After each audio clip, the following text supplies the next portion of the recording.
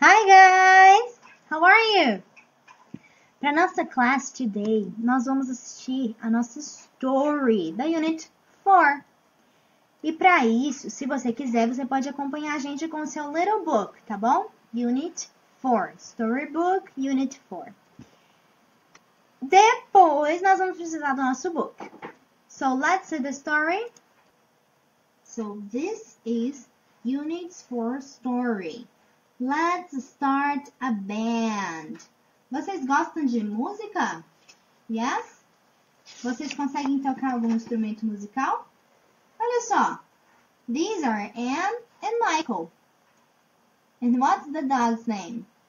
Quem lembra? Very good, Lolly. Guys, this is Michael's dad's guitar. É o violão do pai do Michael e da Anne. Vocês sabem tocar violão? O Michael sabe um pouquinho. Repete depois da teacher. Guitar. A Anne ficou muito empolgada.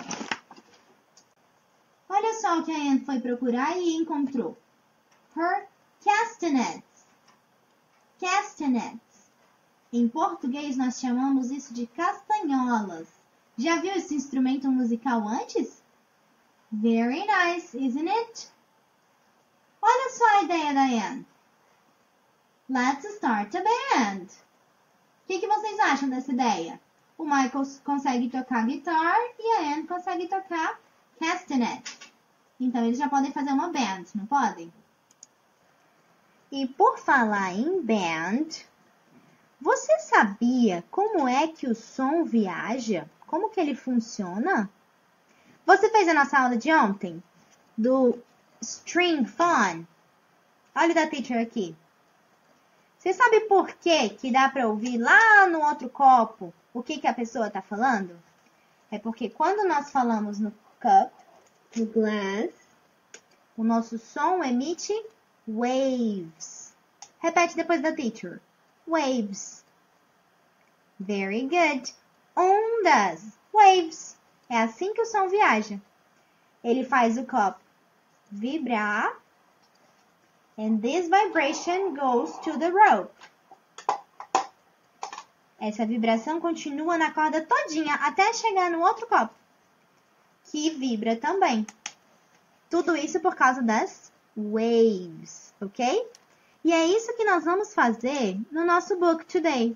Na page 37, você vai abrir comigo e vai contornar bem certinho cada uma dessas linhas aqui. Tá vendo o tracejado? Você tem que passar por cima, mas tem que ser bem caprichado, tá bom? A gente vai trabalhar, ó, para ficar bem em cima certinho da linha.